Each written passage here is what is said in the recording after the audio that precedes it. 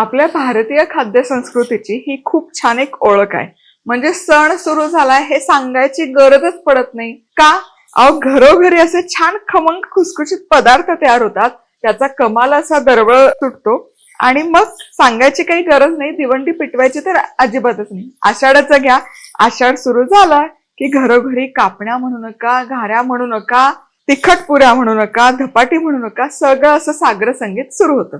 बरं, ह्या कापण्या करताना त्या खुसखुशीत व्हाव्यात, त्याला छान खसखस चिकटून राहावी, कडक होऊ नये, रंग परफेक्ट यावा, यासाठी खूप साऱ्या टिप्स आहेत. त्यामुळे व्हिडिओ शेवटपर्यंत नक्की बघा. चला, तुम्हाला सांगते, आषाढ स्पेशल आणखी नवीन काहीतरी घेऊन येत आहे. छान आहे, मोठंसं आहे. काय होतं, इथून पुढे आषाढ झाला, मग श्रावण झालं, भाद्रपद, गौरी, गणपती, दसरा, दिवाळी, तळ्याची धामधूम असते, रेलचेल असते. मग तुमचं काम सोपं करण्याकरता काहीतरी मस्त आहे, मोठं आहे. त्यामुळे गेस करा काय असेल. 5 लकी विनर काढणार आहोत आणि लकी विनरची नावं या शुक्रवारी दुपारी जेव्हा लाईव्ह येईल तेव्हा अनाऊन्स करणार आहे. चला पटापट गेस करा. खुसखुशीत कापण्या करण्यासाठी साहित्य काय काय घेतलं ते बघूया. 2.5 कप गव्हाचं पीठ घेतलंय, अर्धा कप गूळ, 1 चमचा बडीशेप, खसखस, चिमूटभर मीठ आणि 2 चमचे बेसन. बरं, साहित्याचं प्रमाण अगदी अचूक आहे, डोळे मिटून फॉलो करू शकता. अगदीच तुम्हाला खूप या व्यवस्थित गोड होतात, पण आणखी गोड हवा असेल तर तुम्ही थोडंसं 2-3 चमचे गुळ वाढवा. खूप गुळ नका वाढवू. पाण्याचं प्रमाण वाढवायची गरज नाहीये. तर इथे अर्धा कप गुळ आणि जितका गुळ आहे तितकंच पाणी घ्यायचं. अर्धा कपच पाणी. गॅस सुरू करते आणि गुळ शिजवायचं वगैरे नाही, फक्त तो विरघळला पाहिजे, पाण्यामध्ये एकजीव झाला पाहिजे. इथे मिश्रण व्यवस्थित गरम झालं. हे बघा, गुळाच्या पाण्याला छान उकळी देखील आली आणि गुळ विरघळला देखील व्यवस्थित. आता याचा पाक वगैरे करायचं नाही, फक्त ही अशी एक उकळी काढून घ्यायची.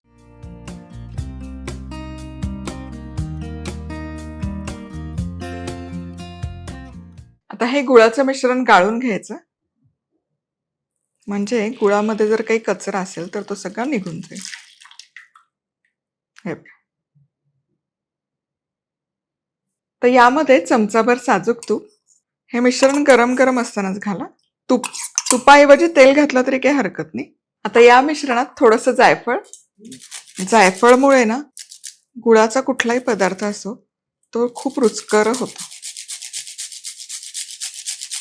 आणि असं गुळाच्या पाण्यात जायफळ घातलं की ते मिसळलं देखील छान जातं. आता यामध्येच चिमूटभर मीठ आणि बेसनही लावून घेऊयात, म्हणजे बेसनही एकसारखं मिसळलं जातं. आता यामध्ये गव्हाचं पीठ, मिश्रण गरम गरम असतानाच पीठ घाला आणि बडीशेप.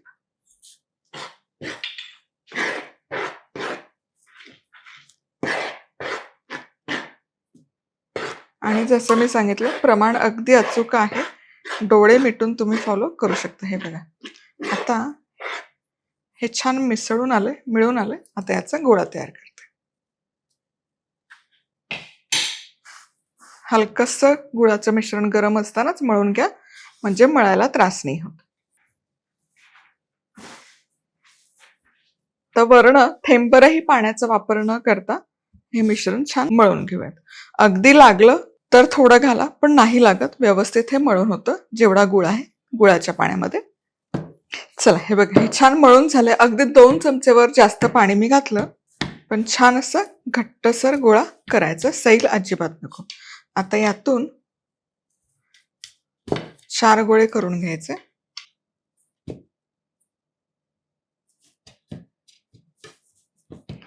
एकसारखं करायचं आणि हे छान लाटून घ्यायचं. आता कापण्या आहेत ना, लाटत असताना खसखसवर लाटायच्या कायम, म्हणजे त्याला खसखस छान लागली जाते, दिसायला छान दिसतं आणि खसखसची चव बहारदार लागते. खसखस अशी पसरवायची, यावर हा उंडा ठेवायचा आणि हे लाटूयात.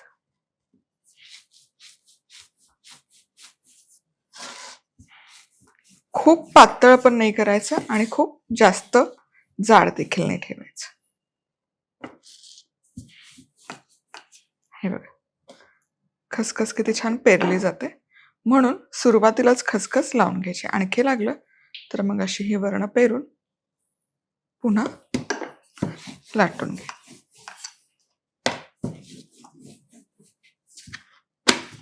या पद्धतीने खसखस पेरली ना किती तळताना शक्यतो सुटत नाही. चला आता हे बघा, हे छान लाटून झालंय.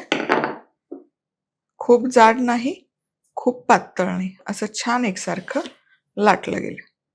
आता याच्या कापण्या पाडून घ्यायच्या. तुम्हाला किती लहान मोठ्या कापण्या हव्यात त्या हिशोबाने त्या प्रमाणात पाडून घ्यायच्या. खूप पातळ, खूप बारीक कापण्या पण छान नाही वाटत.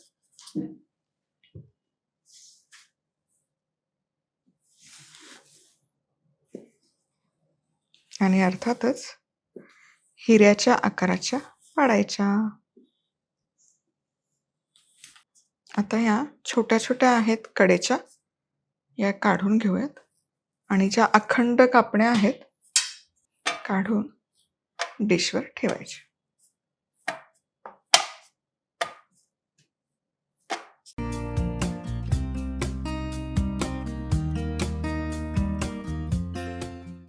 चला, इथे सगळ्या कापण्या लाटून तयार आहेत. भरपूर होतात एवढ्या प्रमाणात देखील.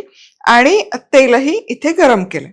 परत तुम्हाला सांगते, गुळाचा कुठलाही पदार्थ असो, अनारसे असो, कापण्या असो, घारगे असो, मंद आचेवर तळायचं नाही आणि खूप मोठ्या आचेवर. खूप मोठ्या आचेवर तळलं तर टाकलं रे टाकलं की ते करपणार. त्यामुळे मध्यम आचेवर तेल कडकडीत गरम करायचं आणि मध्यम आच करून त्यावर हे एकसारखे तळून घ्यायचं. आणि कापण्या तेलामध्ये सोडताना हाताला चटका नको बसायला, तर ही एक छान ट्रिक आहे जी मी नेहमी फॉलो करते. हे असं झाऱ्यामध्ये घेऊन टाकायच्या. त्या एकतर एकसारख्या पडल्याही जातात, चटकाही नाही बसत आणि तेलही इकडे तिकडे उडत. हे बघा असं. आणि टाकल्या रे टाकल्या की असा एखादा काटा चमचा घ्यायचा आणि गुलाबजाम कसे आपण तळतो तसं एकसारखं ढवळत किंवा फिरवत तळत घ्यायचे. म्हणजे मग ते एकसारखे तळले जाते. बाय.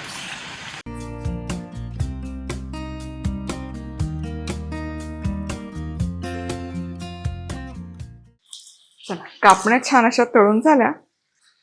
खूप खरपूस नका तळू. खूप खरपूस तळल्या तरी कापण्या तळून झाल्या ना की मग खूप कडकडीत होतात. त्यामुळे अगदी प्रमाणात रंग आला की लगोलग काढा, तेल निथळायचं आणि हे असं टिश्यू पेपरवर घालून घ्यायचे. कारण हे तळून जरी झाल्या तरी याची कुकिंग प्रोसेस पुढे सुरूच राहते. त्यामुळे थोडंसं एक स्टेप आधी तळून काढायचे. चला, आता याच प्रकारे सगळ्या कापण्या तळून घेते.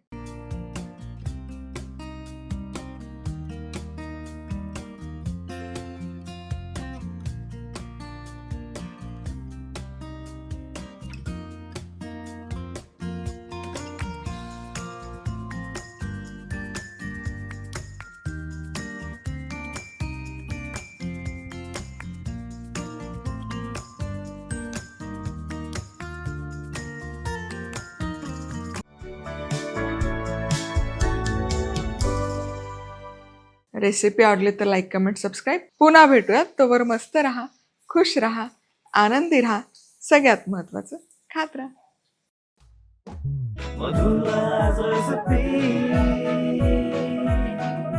मधुराज रेसिपी, महाराष्ट्राची अस्सल चव.